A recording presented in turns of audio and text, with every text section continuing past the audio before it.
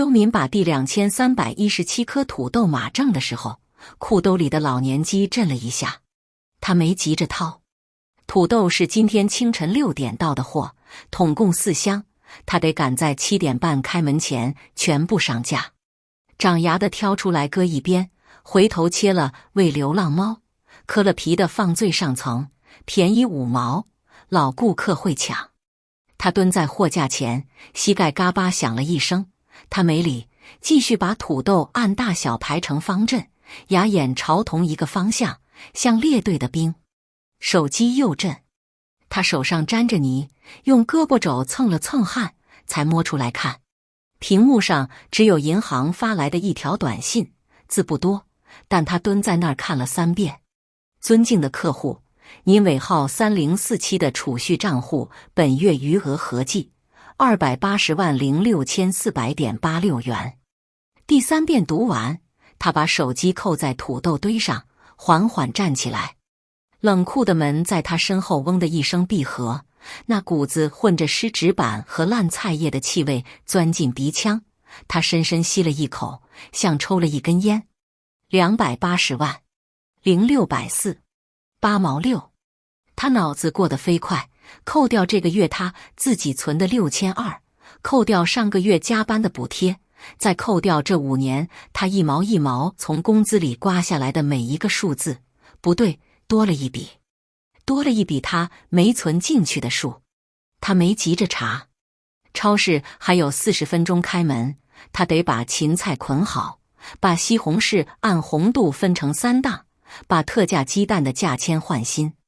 周敏蹲回去继续干活，手指头比脑子快，捆芹菜时绕了2圈扎带，手劲大了，勒断一根。他骂了句糙，把断掉的芹菜扔进废料筐，重新拿了一把，手在抖。他攥紧拳头，指甲掐进掌心，等那股酸胀劲过去，才重新开始捆。老钱推着拖车从他身后经过，车轮子吱呀呀响。哎，周姐，今天土豆码的真齐，跟仪仗队似的。他50好几了，头发只剩1圈，每天夜班交接时都要念叨一遍他的菜价。周敏没抬头，土豆好码，人不好码。老钱嘿嘿笑了2声，拖车拐去了粮油区。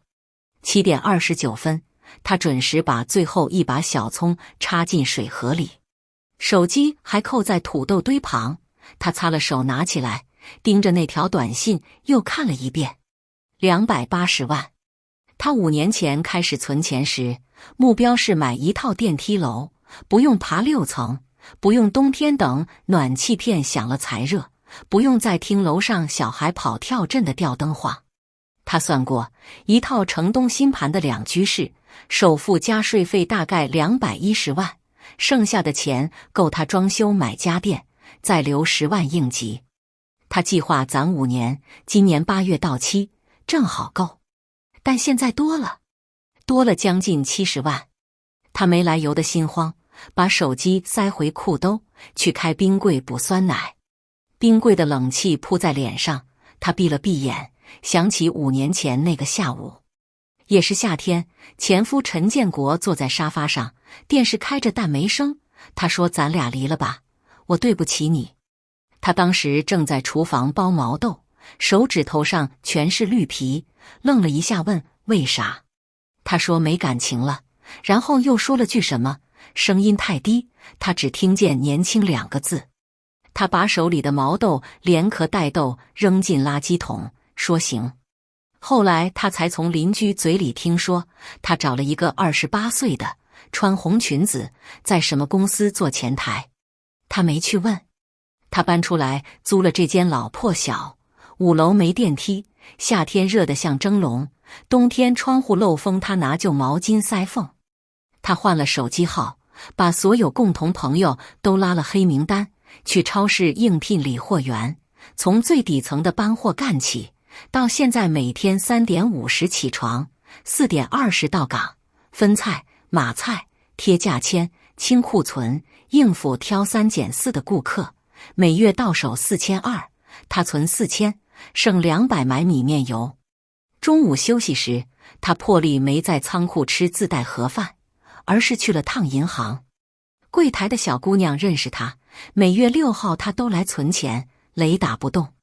周姐，打流水是吗？小姑娘问。周敏点头，打5年的，全打。打印机吱吱嘎嘎响了快10分钟，厚厚一沓纸递出来。他坐在银行大厅的塑料椅上，一页一页翻。前36个月没问题，每一笔都是他自己存的，月底发工资，月初存定期，数字规整的跟他码的土豆一样。翻到第37个月时，他手指顿住了。有一笔汇款，备注栏写着赡养费，金额6000。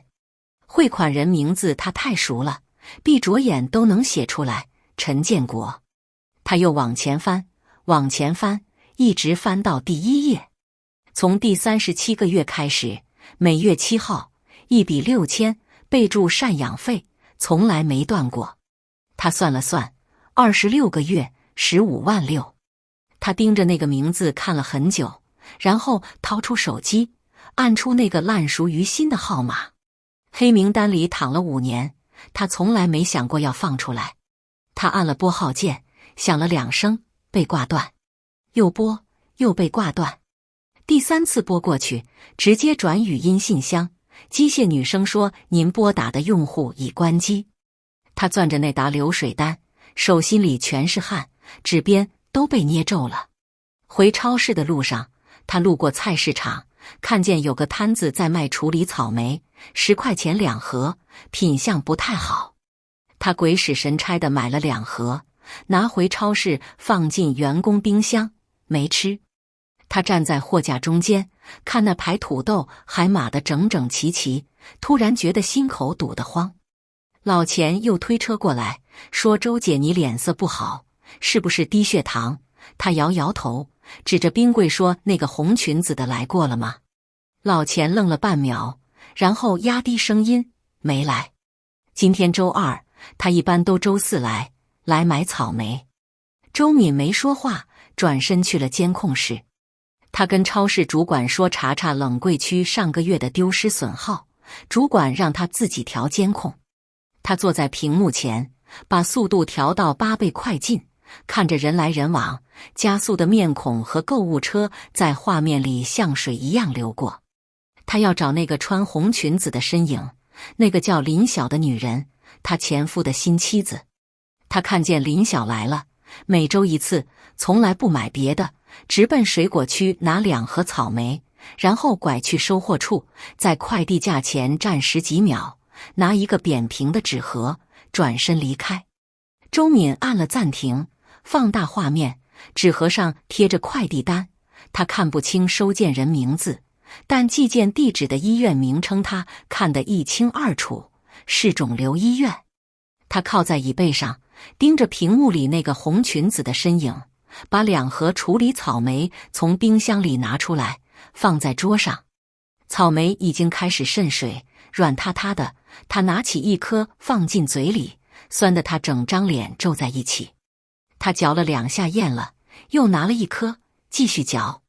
酸甜混着一点发酵的微醺味，他想起陈建国以前爱吃草莓，说甜的贵的舍不得，专挑这种处理的，便宜但容易坏的。他说那叫贪小便宜吃大亏，他笑说过日子嘛，图个实在。他把剩下的草莓塞回冰箱，关了监控室的灯，走出来继续上班。下午的生鲜区要补货，他把被顾客翻乱的韭菜重新理好，把价签挨个对齐，手不抖了，但他知道今晚肯定睡不着。他得去一趟收货处，明天周4林晓会来。他要把那个快递截下来，拆开看一眼，看看到底是什么东西，让一个嫁给别人的女人每月准时出现在他上班的超市里。下班时，老钱在门口抽烟，叫他：“周姐，明周4了。”他嗯了一声，把工牌摘了，塞进包里。我知道。周4清晨下了一场雨，超市门口的地垫湿漉漉的，踩上去带出一串灰脚印。周敏4点50到岗时，收货处的铁门已经开了，送货的面包车停在雨棚下，司机正往下卸冻货。他没急着换工服，先拐去了收货处的小房间，圆珠笔和登记本摊在桌上。他翻到昨天的记录，快递签收栏里没有肿瘤医院寄出的件，又翻前天的，也没有。他合上本子，跟收货处的出纳打了个招呼，说今天有他的快递帮忙留着。出纳头也没抬说行。周敏今天上早班，但特意跟主管换了休息，把午休挪到了下午2点半。他算过，林晓来超市的时间从来都在下午3点到4点之间，拿走快递后从不逗留。他得在那个时段守在收货处附近。上午他照常理货，把新到的油麦菜按叶子的新鲜程度分3摞，眉头没皱一下。但老钱中午来换班时盯着他的脸看了好几秒，说你昨晚没睡好，眼袋能装下2颗土豆。他没搭理他，把午饭从微波炉里端出来，是隔夜的米饭拌了点老干妈，扒了2口就放下了。下午2点20，他提前换上便服，一件洗到发白的灰 T 恤，套了件超市工装马甲，看起来像正在干活的老员工。他拿了一捆大葱，假装整理堆头，位置刚好在收货处的斜对面，视线穿过2排货架，能看见快递架。3点整，货架间的通道里慢慢走过来一个人，红裙子，今天外面套了件浅色风衣，头发扎着低马尾，走路时步子不大，但频率快。周敏眯着眼看过去，林晓比5年前老了一点，眼角有细纹，手里捏着手机，指甲涂了淡粉色，但有2根指甲前端有小块剥落，像是咬掉的。他没去水果区，今天直接拐向了收货处，步子比平时急。周敏把大葱割下，从货架另一侧绕过去，脚步压得轻。他看见林晓在快递架前翻找，手指很快地拨过一排纸盒，然后停住，抽出一个扁平的牛皮纸色的快递袋。他正要转身，周敏从步梯间的侧门闪了出来，离他不到2步远。拿什么呢？周敏的声音不高，甚至带着点闲聊的语气，像在问同事今天食堂吃啥。林晓猛地回头，快递袋差点脱手，他脸上的表情先是纯粹的惊吓，然后迅速变成一种僵硬的被冻住似的空白，嘴唇动了动，但没出声。周敏往前迈了一步，伸手按住那个快递袋的边缘，手指刚好压住寄件人地址栏，是肿瘤医院，清清楚楚。他低头看了一眼，又抬起来看林晓的脸。5年了，你每周替他来这儿拿东西。他连个真名都不敢留，寄件写他名字会死人。林晓的手在发抖，指关节攥得发白，他嘴唇哆嗦了2下，声音很小，周姐，不是你想的那样。我想的哪样？周敏忽然笑了，嘴角往上牵，但眼睛里没光。我想的他找了个年轻的，日子过得风生水起，怎么还得劳烦新太太每个月来前妻打工的超市取包裹？你没别的地方收快递？怎么，是怕我不知道他病了？最后3个字一出口，林晓整个人像被抽走了骨头，腰塌下去半寸。他没哭，但下巴在颤，咬下唇咬得太用力，很快阴出血丝。他松开了按着快递袋的手，往后退了半步，后腰撞在货架上，一箱方便面晃了2下。你拆吧。林晓说，声音哑得像含了沙子，你拆开看看，看完了你再说。周敏没客气，指甲沿着封口胶带划开，2下撕破了牛皮纸袋。里面掉出来的是一沓纸和一个硬壳塑料袋，塑料袋里装着一张 CT 片，肺部的白色的造影块上有几团阴影。他没看懂 CT 片，但他识字。下面那张诊断报告单上印着右肺中叶占位性病变，考虑恶性，在下面是一张用药处方，开的全是化疗辅助药。他拿着报告单的手停在半空，像个被拔了电源的机器，顿了好几秒。谁的？他问。林小梅回答，从风衣口袋里掏出一部旧款安卓机，点亮屏幕递过来。屏保是陈建国的照片，瘦了，瘦的颧骨顶起来，下巴尖了，但笑还是那个笑，嘴角往一边歪，像嘴里含着糖。周敏盯着那张照片看了很久，才把手机还回去。什么时候的事？确诊是4年09个月前。林晓把快递袋的碎片捡起来，团成一团攥进手心。那时候你们刚离。他来找我，说有个活，给钱，让我演他女朋友，演新老婆，演那种让前妻恨得咬牙的角色。条件是，他顿住，吸了一下鼻子，条件是我每周替他来这里拿一次报告和药，顺便看看你。周敏往后退了一步，背靠在冰柜上，冷气从玻璃门透出来，激得他后腰一凉。看看我。他重复了一遍这4个字，像在嚼一块嚼不烂的肉。看我什么？看我过得惨不惨？林晓忽然抬头，眼泪终于下来了，顺着脸颊淌进风衣领口。他没擦，只是直直地看着周敏，看你是不是还穿那双后跟磨歪的帆布鞋，看你码菜的时候腰弯得厉不厉害，看你冬天膝盖疼但舍不得买护膝。他让我看的全是这些。他说你不喜欢别人管你，但他得知道你还活着，还在好好的过日子。周敏没接话，他转过身，对着冰柜玻璃里的倒影看自己，头发随便扎着，鬓角有白丝，脸色发黄，嘴唇干得起皮。他盯着倒影里那张脸看了10几秒，然后忽然伸手推开冰柜门，从里面拿了一盒草莓。他转身把草莓塞进林晓怀里，拿着。你今天没买。林晓捧着草莓盒，眼泪砸在保鲜膜上，哒哒响。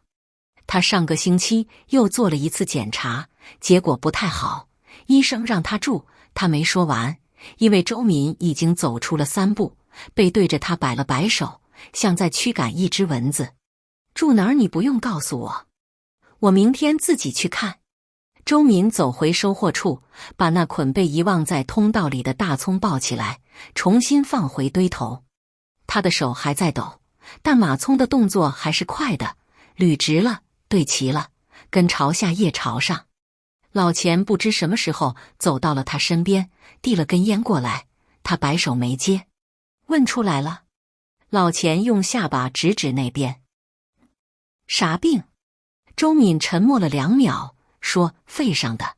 然后他把那根烟从老钱手里抽过来，没点，只是夹在指缝里翻来覆去的转。老钱难得没吹牛，安安静静站了一会儿，忽然说，我下午去调监控，看见那姑娘每次来收完快递都要在冷柜那儿站一小会儿，脸对着冰柜门，像在看什么。他顿了顿，后来我专门去看了一眼，那冰柜门上贴着你去年拿的优秀员工照片。周敏没说话，他低头看自己脚上那双帆布鞋，后跟确实磨歪了，往一边踏。他弯下腰，把鞋带拆下来重新系了一边，系了个死扣。下班时他没像往常一样坐公交回家，而是打车去了城东。他站在这5年来他看了无数次的售楼处门口，玻璃橱窗里贴着样板间的海报，2室1厅，朝南，有电梯。他站在海报前，看着那个虚构出来的沙发和落地灯，心想陈建国可能一辈子都没住过电梯楼。他以前说爬楼梯好，锻炼身体，现在爬不了了。他掏出手机，把那个在黑名单里躺了5年的号码放了出来。然后他拨了过去，这一次电话响了很久，有人接了。对面没说话，只听见很轻的带着回音的呼吸声，像在一个空旷的地方。周敏对着话筒说，你卖的哪套房子？是不是咱以前那套老房？沉默。然后一个极轻的声音传来，沙哑的像砂纸磨过铁皮，卖了。你买房，钱够。周敏把电话挂了，站在售楼处的海报前，忽然觉得下雨了。他抬起头，发现是玻璃顶棚的积水往下渗，一滴一滴砸在他脑门上，冰凉。周敏第二天请了整天的假，主管问他是不是不舒服，他说是，但没开药，直接打车去了城西工业区。陈建国以前在那边一家模具厂当质检科长，干了快20年。他坐在出租车后座，手机导航上的小红点一点点往前挪，他盯着那个点，脑子里翻来覆去，只有电话里那句卖了和那种沙哑的不像人声的嗓音。厂门口的铁栅栏换了新的，门卫室的保安也不认识了。周敏报出陈建国的名字，保安翻了半天花名册，抬头说：“这人2年前就办病退了，工位一直空着没人做，你找他什么事？”周敏说：“我是他家属。”保安哦了一声，递了张出入登记表给他填。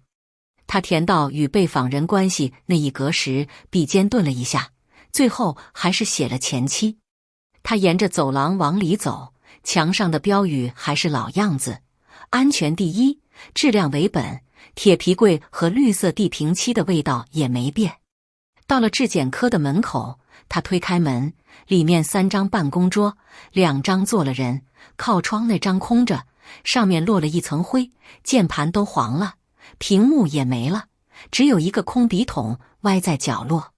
坐旁边的年轻女孩抬头看他，周敏说：“我来拿陈师傅留的东西。”女孩没多问，指指空桌说他走时啥也没拿。周敏走到那张桌前，拉开抽屉，第1个空的，第2个空的，第3个抽屉卡住了，他用力拽了2下才拉开，里面躺着一张泛黄的超市小票，他一眼就认出是他以前常去的那家菜市场的。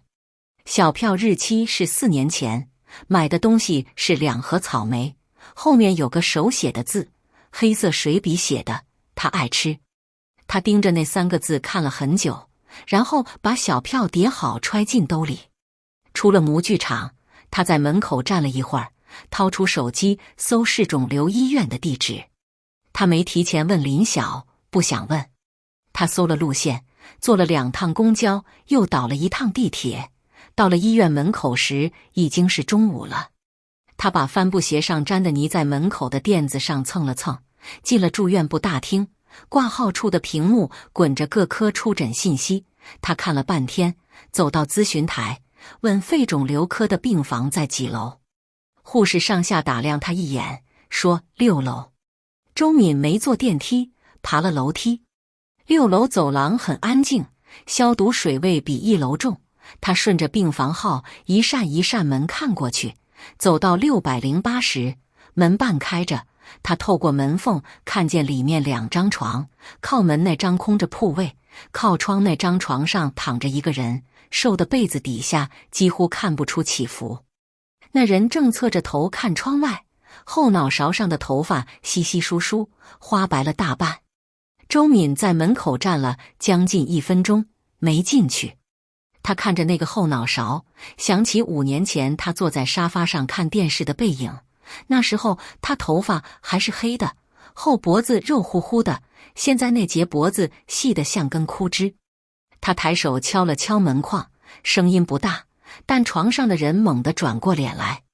周敏的心口像被什么东西攥了一下，那张脸他几乎认不出了，颧骨高得像刀削过，2颊全陷下去，眼窝发青，嘴唇白得跟墙皮一个色。但那双眼睛还是他的，陈建国那双永远带着点笑意的，看着特别实在的单眼皮，此刻瞪得溜圆，里面全是不知所措。你怎么来了？他说，声音比电话里还轻，像气不够用，话从嗓子眼里挤出来的。周敏走进去，拉开窗边的塑料椅坐下，椅子腿蹭得发出刺啦一声，他稳住身子，从兜里掏出了那张超市小票，拍在床头柜上，然后又掏出手机，打开银行流水单的截图，把屏幕对着他。每月6000，26个月。备注写赡养费。他声音平平的，但尾音没压住，有一点颤。你1个月退休金多少？4000多吧。哪来的钱补这6000差额？陈建国没看手机，他看着他，嘴角慢慢往一边歪，那个他笑时习惯性的弧度，但现在受托了相，歪得有点吓人。卖了。他说，老房卖了。卖了多少？120。给我打了多少？全打了。周敏把手机扣在床上，双手交叉搁在膝盖上，他盯着他露在病号服外的手腕，那里青筋凸着，皮肤松垮垮的挂着，腕骨像一把小锁头。你卖房的钱都给我，你租哪儿住？不住哪儿？他说，化疗时候住医院，不住院的时候，林晓他家有个空房间。林晓。周敏把这个名字念了一遍，她到底是谁？以前我手下实习的姑娘，后来跳槽了。我当时找不到别人帮忙，他说到这儿咳了起来，整个上半身都在震，脸涨红了一阵，又褪成惨白，好半天才缓过来，就雇他演了场戏。他没拿钱，他说就当帮我一个忙。周敏从床头的纸巾盒里抽了2张纸递过去，他没接，只是摇了摇头，用袖子蹭了蹭嘴角。周敏，他忽然叫他全名，叫得很郑重，像在厂里开会时喊他名字那样。我当初去医院确诊那天，回来路上就想好了，我不能拖着你。你那时候41，还能攒钱买房，还能过不伺候人的日子。我要是告诉你实情，你肯定不走，你会留下来，天天在医院走廊里坐着，把积蓄全砸进去，最后连个电梯楼的厕所都买不起。周敏的手在膝盖上攥紧了，指甲掐进裤子布料里。你凭什么替我做决定？凭我了解你。他喘了一口气，垂下眼皮。你这个人，嘴上再硬，心软得跟豆腐一样。你要真知道我活不了几年，你肯定不买房了，你把钱全扔给我治病。但那病治不好的，大夫第一回就说了，晚期扩散了，撑好了3-5年。我不想你最后连个落脚的地方都没有。病房里静了很久，走廊上偶尔有护士推车的咕噜声经过。周敏看着窗外，楼底下有一个小花园，有人推着轮椅慢慢地走。他看了一会儿，忽然说，你让林晓每周来看我，看你前妻在超市累死累活的搬菜码货，你能放心？是他回来说给我听的。陈建国嘴角又歪了歪，这一次好像是想笑。他说，你码的菜价还是那么齐，说你骂顾客的时候嗓门还是那么大，说你冬天穿得少，但干活出汗比谁都多。我听完了，就能睡一宿好觉。周敏觉得鼻子发酸，她仰起头，用力眨了几下眼，把那股劲儿咽回去。她站起来，走到窗边，背对着他，声音闷闷的，那套电梯楼我看了好几年，看户型图看的都快背下来了。两室一厅，朝南，次卧小了点，但阳台大，能晾被子。楼底下有公交站，2站地到超市。我本来打算一个人住，够用了。他转过身，看着床上的陈建国，他的眼皮垂下去了，呼吸又轻又浅，像随时会断掉。他走过去，把他露在外面的那只手轻轻推进被子里，被角掖好。他的手指碰到了他的手背，凉的，像摸在冷酷的铁皮上。你要是能活到交房那天，他低声说，次卧给你住。陈建国的眼皮掀开一条缝，看了他一眼，嘴唇微微动了动，像是说了句什么，但声音太轻，周敏没听清。他弯腰凑近了一点，听见他说，买大白菜方便。他直起身，没再看他的脸，转身往门口走。走到走廊上时，手机在对讲机那头传来老钱的破锣嗓子，周姐，你上午没来，有人替你理菜了，把西红柿按大小排了5排，强迫症看了都摇头。你赶紧回来救救那些西红柿。”周敏听完，关了手机，靠在走廊的白墙上，仰着头，天花板上的日光灯嗡嗡响。他没哭，只是抬手用袖子狠狠蹭了一把脸。然后他听见身后608的门被推开，林晓端着一碗粥走出来，看见他，愣在那儿。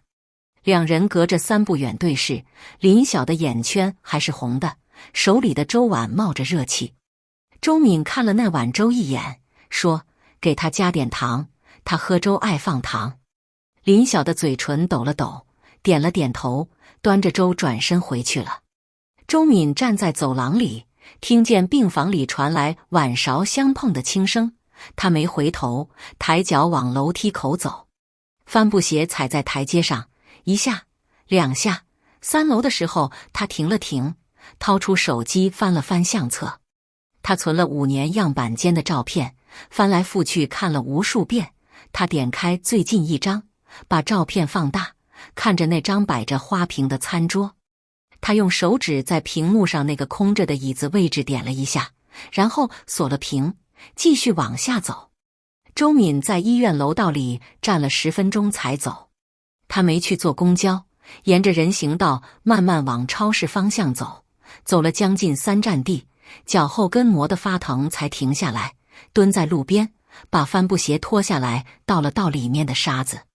他盯着鞋垫上那个被磨得薄透的脚后跟位置，忽然想起陈建国那年给他买这双鞋时说的话：“底儿软，你站一天不累，贵点就贵点。”那时候他还挣钱，他还在一家小公司做文员，日子平平淡淡，但每天晚饭桌上总有热菜。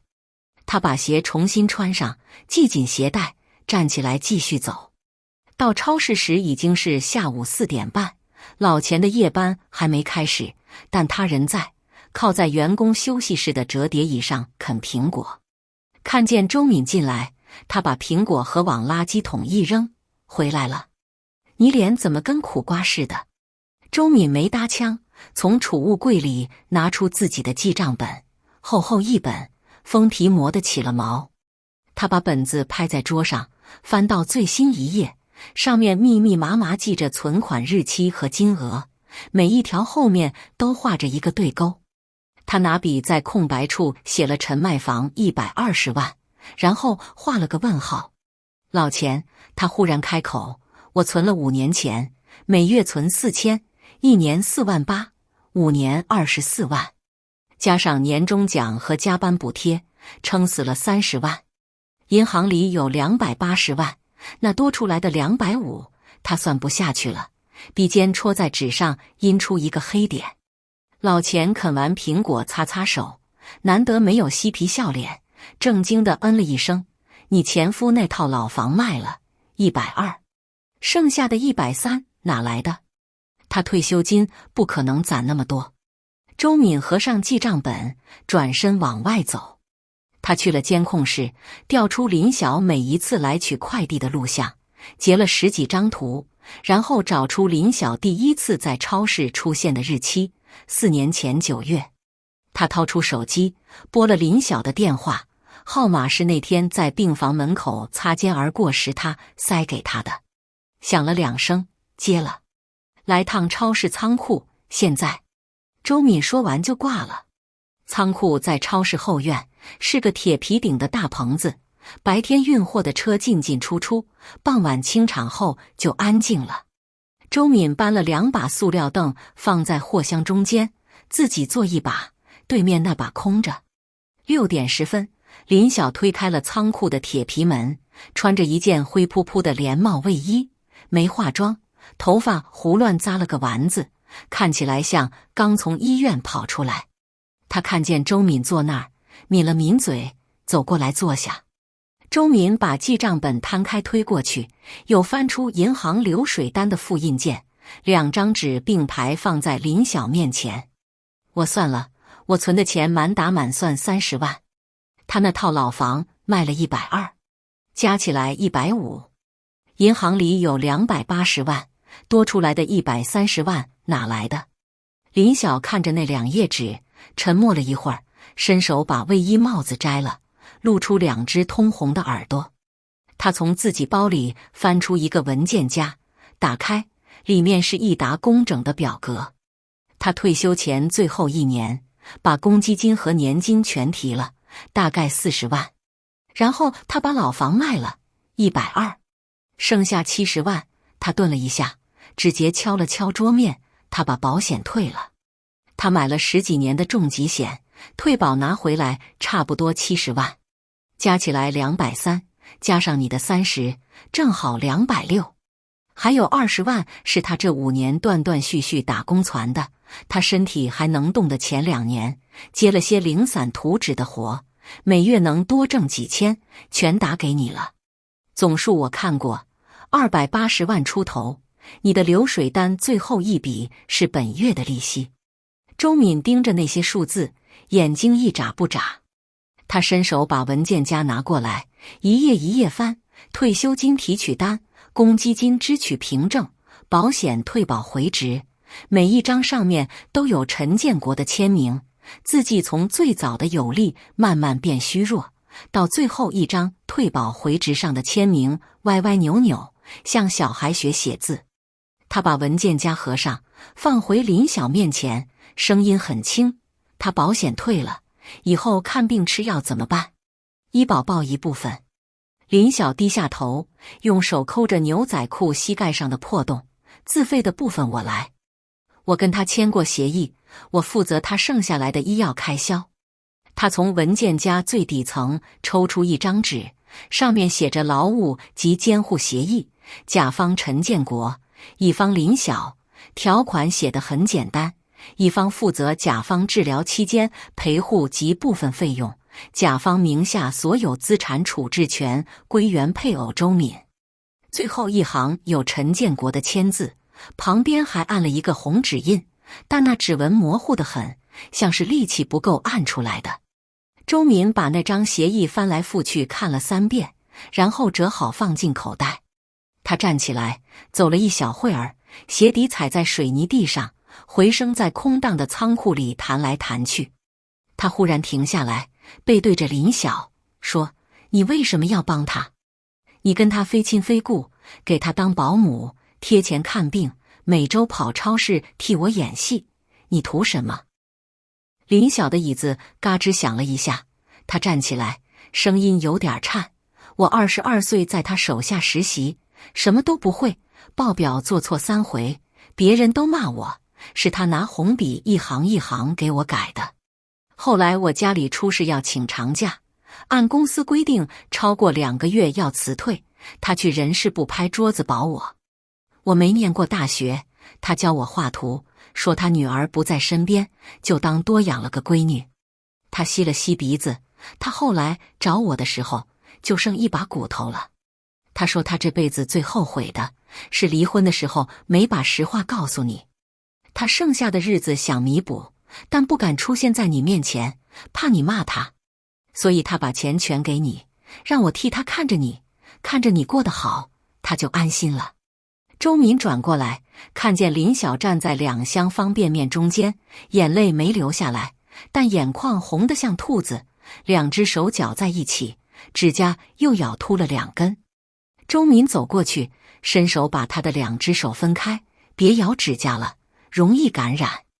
他拉着林晓的手腕，拽到仓库门口的洗手池边，拧开水龙头，把他手指冲了冲，然后从自己工装兜里掏出一片创可贴，给他把拇指上咬破的那块贴上。他还能撑多久？周敏问。林晓把创可贴按了按，大夫说上个月检查又扩散了，可能3个月。他最近总说梦话，喊你名字，说楼梯太陡了，你膝盖不好。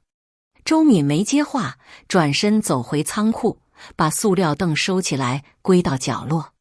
他把林晓的文件夹和记账本整理好，走到门口时忽然停下来：明天我去医院，你不用去了，你今天回去睡一觉。看你那黑眼圈比我还重。林晓站在水池边，举着那只贴着创可贴的手，愣愣地看了会儿，然后轻轻嗯了一声。周敏走出仓库时，天已经黑了，超市后门的灯亮着，飞蛾扑棱棱撞在灯罩上。老钱在对讲机里又喊他：“周姐，周姐，你放仓库那2盒处理草莓，我吃了哈，酸掉我一口老牙。”他对着对讲机说了一句：“你赔我2盒。”然后挂了。回到员工休息室，他打开储物柜，准备换衣服下班，发现柜子最底层多了一样东西，一个塑料袋，里面装着一部旧手机，屏幕碎了角，后盖边缘磨得发白。他一眼认出那是陈建国以前用的那部，充电口还插着根断了一半的数据线。塑料袋上贴着一张便签纸，林晓的字迹，歪歪扭扭的。他让我给你，说你看了就明白。密码是你生日。周敏把手机握在手里，翻过来看背面，那上面贴着一张超市的印花贴纸，是那种集满10个换1块香皂的旧款。他记得陈建国以前抽烟时把烟盒撕平了攒印花，攒一摞塞在电视柜抽屉里，说换洗衣粉划算。他没开机，把手机揣进工装内袋，贴着心口的位置，然后锁了柜子。下班路上他没直接回家，拐去了售楼处。销售还没下班，认识他，喊周姐又来了。他站在沙盘前，指着那套2室1厅朝南的模型说：“我要那个，现在能签吗？”销售愣了，首付准备好了。他说：“嗯。”销售去拿合同的时候，他站在沙盘旁边，手伸进工装兜里，摸到那部旧手机冰凉的金属外壳。他没有掏出来，只是用手指摩挲着裂开的屏幕边角，像在摸一道没长好的疤痕。合同放在面前时，他拿起笔，第1行签了自己名字。签完之后，他在购房人那一栏的旁边空了几厘米，然后隔了一小段距离，又画了一个小小的歪歪的圈。销售小姐凑过来看，周姐，这个圈是……周敏把笔帽扣上说：“给我留的，到时候再补。”走出售楼处时，夜风有一点凉。他把工装拉链拉到顶，手机贴在胸口那块隔着布料轻轻硌着。他低头走了几步，忽然停下来，抬头看了一眼楼上样板间的灯光，暖黄色的，亮着的。周敏回到出租屋时将近晚上10点。5楼没有电梯，他爬1层歇一口气，到门口时膝盖酸得打颤。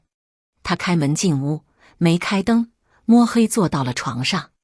窗外的路灯透过旧窗帘漏进来一条暗黄色的光，正照在床头柜上。他把那部旧手机从工装内袋掏出来，放在光柱里。屏幕碎了，边角有一道裂纹横穿过来，但充电口的灯还亮着。林晓应该提前给他充过电。他按下电源键，开机动画是几年前的老款安卓界面，加载了好一会儿才亮起桌面。壁纸是一张照片，拍的是超市生鲜区，画面里他正蹲在地上码土豆，背影围裙带子松了，拖在地上。他不知道他什么时候拍的。他手指划了一下，相册图标上有一个小红点，显示未读。他点进去，里面只有一个文件夹，名字叫周敏，存了上百张照片，全是在超市里拍的。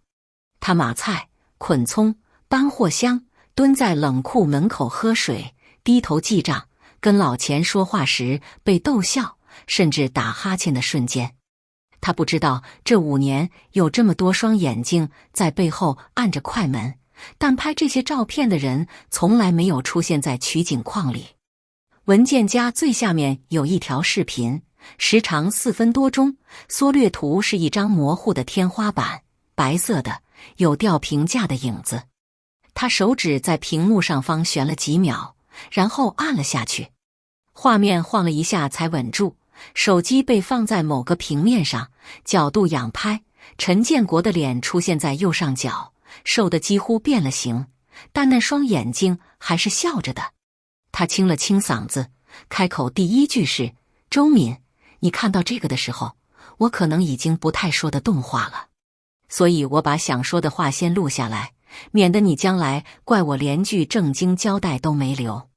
周民把手机拿近了，屏幕光映在他脸上，他没眨眼。老房我卖了120万，都打你卡上了，备注我写货款，我怕你发现给退回来。保险我也退了，你老说我瞎花钱买保险没用，这次确实没用上，因为查出来的时候已经晚了。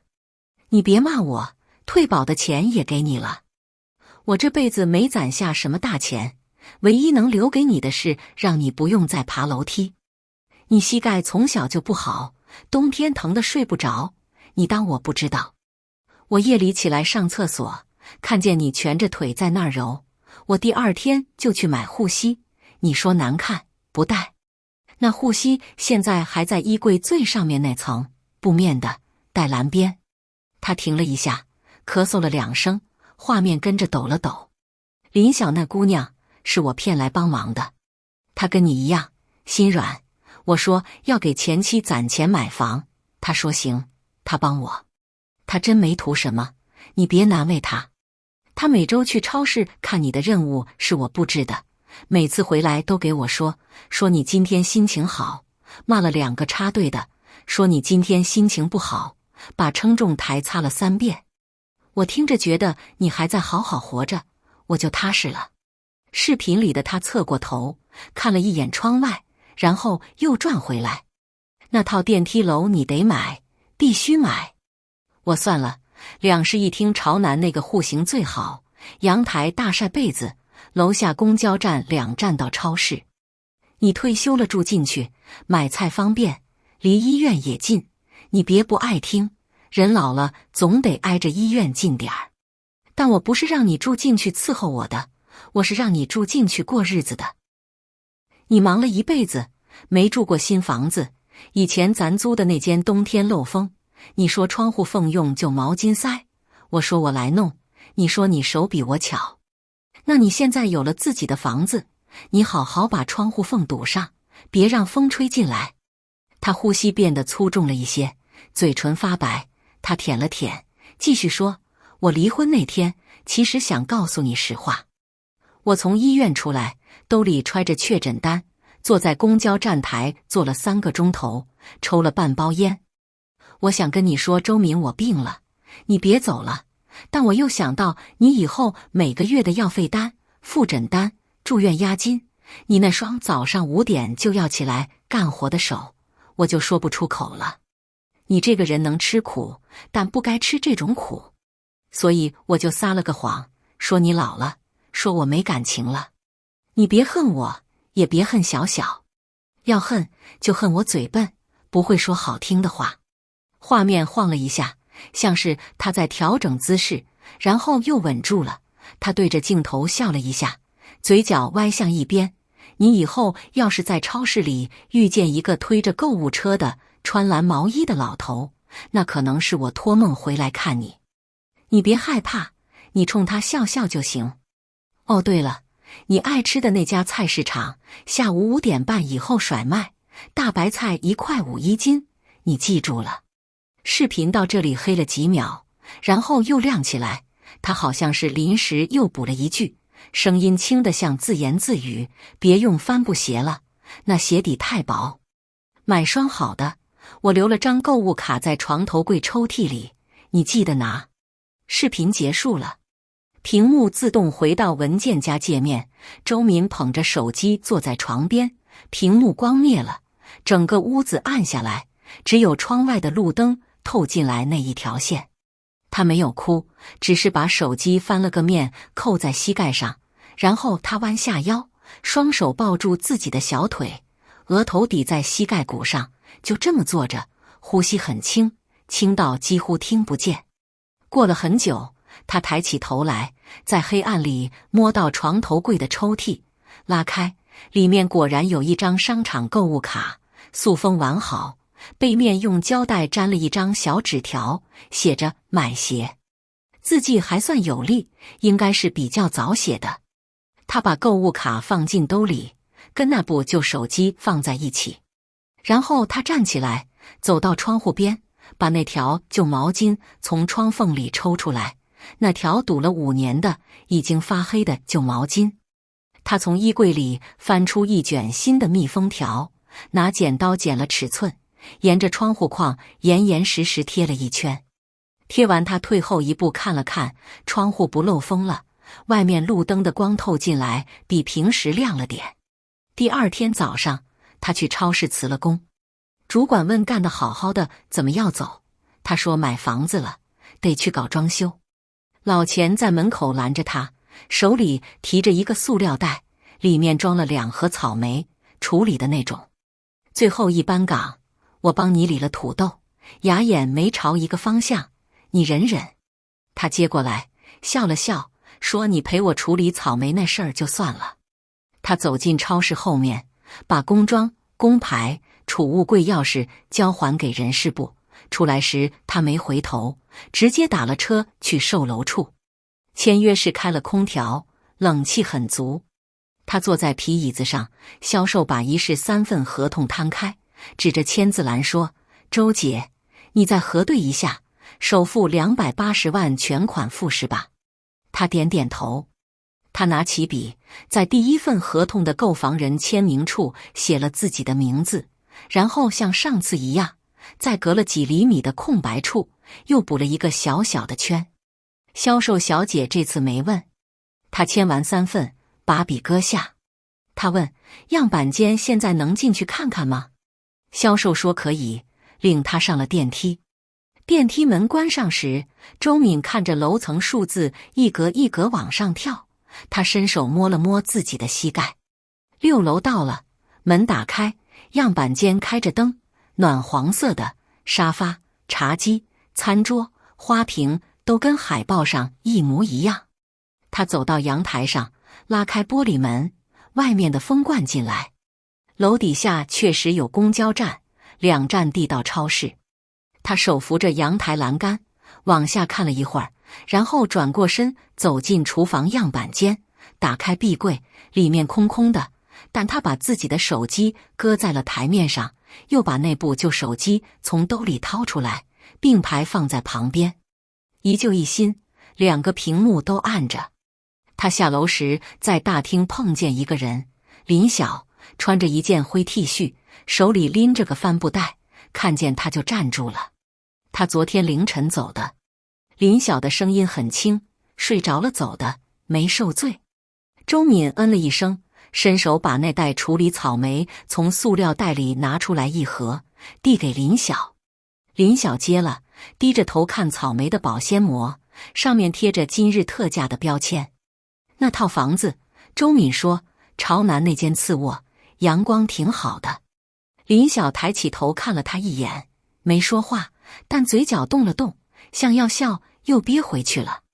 周敏拍了拍他胳膊，像拍一个熟识的同事那样，走吧，跟我去菜市场。下午5点半甩卖，大白菜1块5一斤。他们走出售楼处，太阳还没落，阳光斜着打过来，把2个人的影子拉得老长。周敏走在前面1步，林晓跟在半步之后，帆布袋里的手机忽然响了一声，是短信。周敏没看，他把手机从兜里掏出来，塞进帆布袋，然后朝公交站走过去。站牌底下排着3、4个人，他排在队尾，抬头看了一眼站牌，2站地到超市，1站地到菜市场。老钱发来一条语音，他按开听，破锣嗓子在里面喊：“周姐，你真走了？那明天早上谁码土豆？新来的小孩把苦瓜放香菜堆里了，我看着都头疼。”周敏对着语音回了一句：“你自己不会码？你以前不是刑警吗？破个菜价还能难倒你？”语音发出去，老钱秒回：“我火眼金睛，你别不服。”林晓在旁边轻轻笑了一声，周敏侧头看了他一眼，发现他指甲没再咬了，那根贴了创可贴的拇指翘着，像在举一个很小的胜利。公交车来了，周敏让林晓先上，自己跟在后面。他踩上踏板时，帆布鞋后跟磨歪的那一侧稍微趔趄了一下，但他稳住了。车门关上的时候，他透过车窗看了一眼远处那栋新楼，样板间的灯还亮着，暖黄的一点。公交启动了，他收回视线，在包里摸了摸那部旧手机，没掏出来看，只是隔着帆布袋的布料按了按它的轮廓。窗外的街景往后倒，菜市场的蓝色铁皮棚顶远远地露出来了。他看见了那个下午5点半甩卖的红色横幅被风吹得鼓起来，像一面旗。他低头对林晓说：“明天陪我去趟商场吧，买双鞋。”